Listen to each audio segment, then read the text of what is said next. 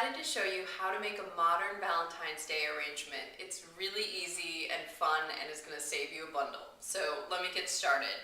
I've got a rectangular vase and I just like this shape, but anything sort of similar would work. Then I've got a few of my mini calla lilies, okay? And I'm going to submerge them inside the vase. Sort of just curled it in my hand.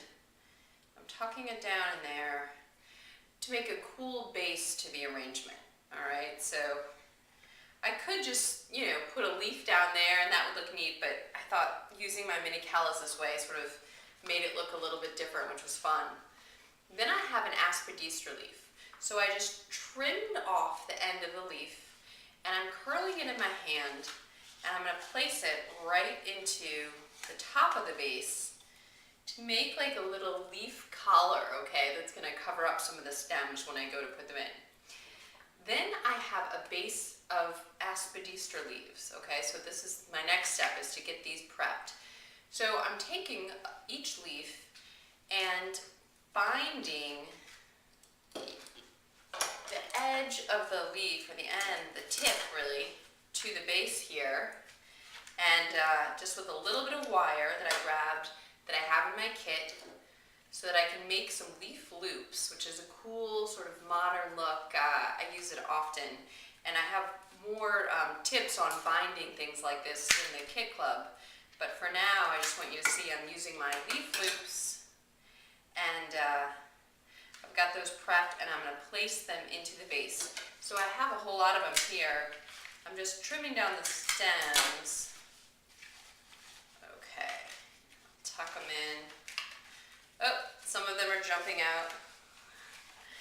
That happens sometimes when your leaves jump ship, we like to say. All right, a few more of them prepped already. Getting them right into the vase. All right, there they go, sort of flying out, and I've got one more I'm going to tuck in, and now I have a really nice structure to my vase. And actually, you could even leave it just like this, right? The submerged callas and the leaf loops look cool, but we're going to do a little bit more. The next thing I want to grab are the rest of my calla lilies, okay? So I bought a 10-stem bunch, and I've got some more here, and I'm just going to give them a trim, and then place them so they're sort of flying out from one side. And I'll adjust them as they go, but this is kind of a neat look to have calla lilies all, again, flying out like this. Okay, now in the center of my modern arrangement, I've got really cool orchids, and you don't need a lot. I just have 5 stems here. But what I was thinking that would be still modern, but it's kind of sweet and a touch, a sort of nod towards Valentine's Day, would be to make a little orchid heart like this with, voila, okay? And I'm going to use my wire to bind the ends of those orchids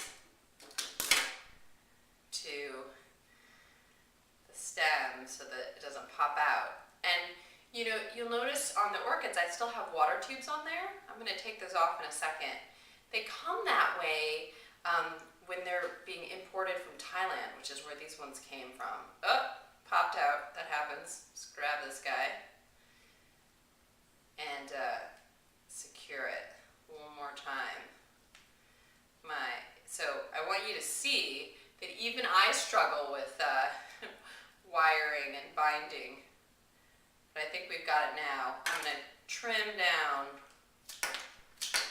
those tubes and get my heart right in the center. Awesome.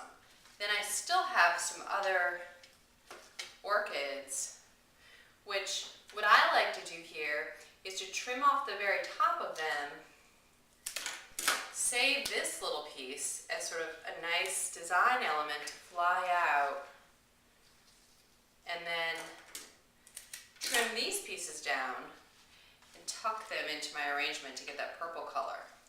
So one thing that's going to make this really sort of a modern feel is that in addition to the leaves and the submerged flowers, is clustering the colors and the flowers in groups so that they're not all mixed together, which is a sort of principle in modernism in floral design. And I'm going to turn this because you can't quite see my heart from that side, but that's nice. I actually like that it's a subtle heart, not something that's overwhelming.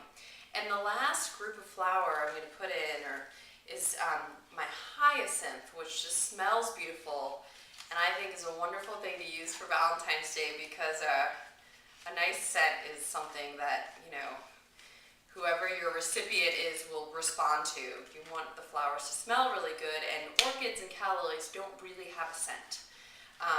So that said, if you know that the person you're giving your arrangement to doesn't like, you know, strong smelling flowers, choose orchids and callas because they don't have, you know, again, they don't have a scent. So you can decide, but I really like the smell of these ones. So I'll fiddle with this a little bit more. You'll see the finished photograph, but this is, you know, my basic modern arrangement, and I hope you enjoy making one for Valentine's Day. And if you do, please send pictures. I'd love to see them. Thanks so much for watching.